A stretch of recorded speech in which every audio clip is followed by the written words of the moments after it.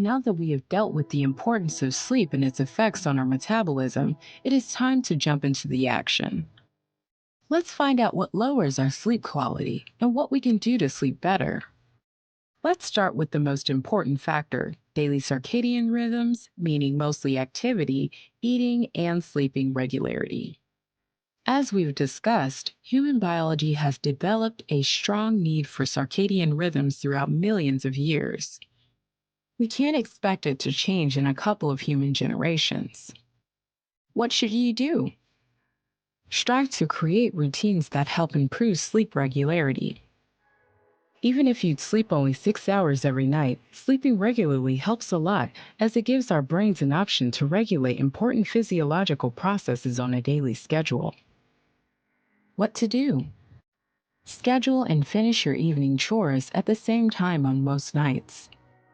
Take 30 to 60 minutes to relax before going to sleep. Watching TV or going through your Facebook feeds aren't the best options.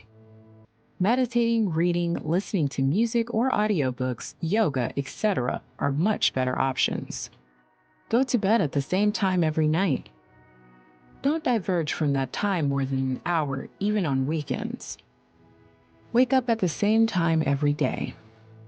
The same principle applies. Don't diverge from that time. It's covered in the nutrition section, but eating regularly helps stabilize your hormonal and nervous system, which in itself improves sleep quality and regularity. Many of us work night shifts. Is there anything you could do? Yes, you could talk to your employer about getting as regular shifts as possible. You could strive for regularity in your daily routine even though you work shifts. And if you truly consider your health important, look for a daily job. We, as humans, aren't meant to be awake at nights. It's a glitch of society. Okay, we've got our circadian rhythm in order, but there's still not good quality or enough sleep. What next?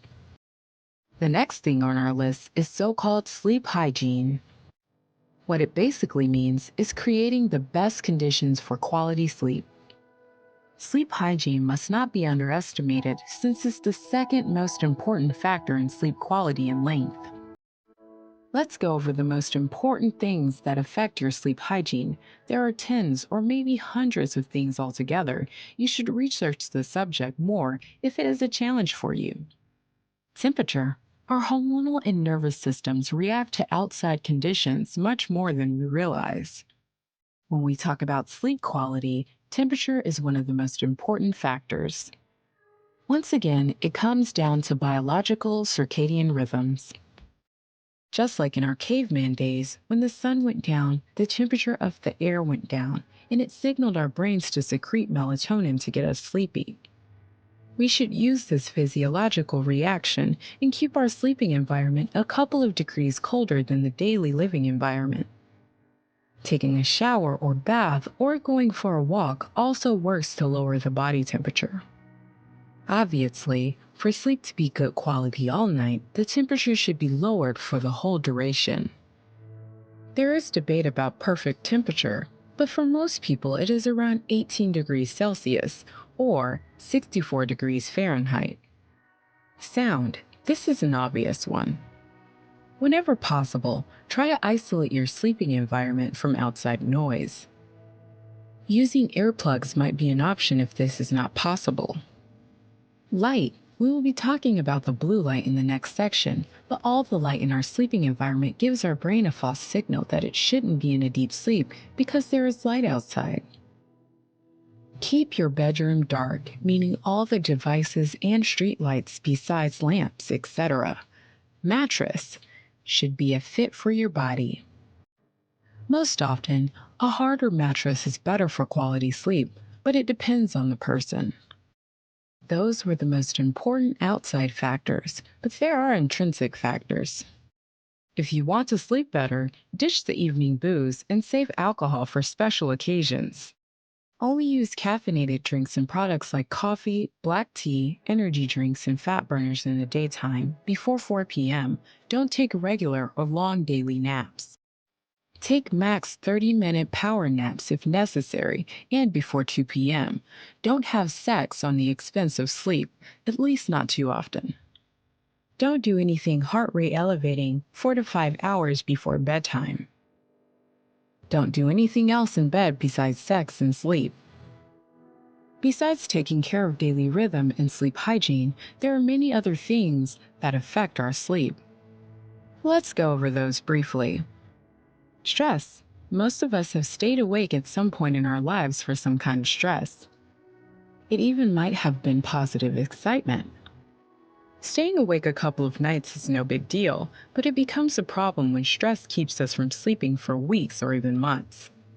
In those cases, we mostly turn to doctors to prescribe us sleeping pills. But it's only the symptomatic treatment, and sleeping pills will never replace normal sleep.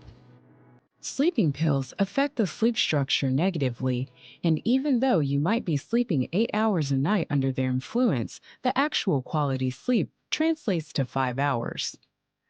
Most sleeping pills are very addictive, which makes them even worse sleeping aids. If you need to take sleeping pills, choose ones that aren't benzodiazepine category. The point is that you have to deal with your stress, not just the symptoms. There will be more about stress in a different chapter. Getting enough sleep. This is the one thing we mostly talk about when we talk about sleep and health. Each of us has our own optimal sleep time. For most of us, it's around 8 hours, very rarely it's below 7 hours, and over 10 hours naturally. Sleeping too little is like being a little drunk. One can't really tell a difference, but the effects might be catastrophic. Sleeping 1 to 3 hours too little every night for years takes off years from your life and destroys your metabolism and brain function. How do you sleep more if you have been on the same schedule for years? It's a slow process. You should create a 3 to 6 month plan for yourself, and after the priorities have been taken care of, sleep rhythm, hygiene, etc., you should start adding 10 to 20 minutes per week to your sleep. It isn't easy and won't happen every night, but over time, it will improve your sleep quality and quantity a lot. Just stick to the plan. Blue light. Blue light is the blue spectrum of the light. It has been shown to suppress normal melatonin secretion in studies. Melatonin is the hormone that signals to the brain to get sleepy. So it's natural that the more blue light we are exposed to before bedtime, the more it suppresses the normal sleepiness. Where does it come from? Mostly from screens, smart devices, and TV, but also from regular lights. The best thing you can do is dim the lights and minimize your screen time 3+ hours before bedtime.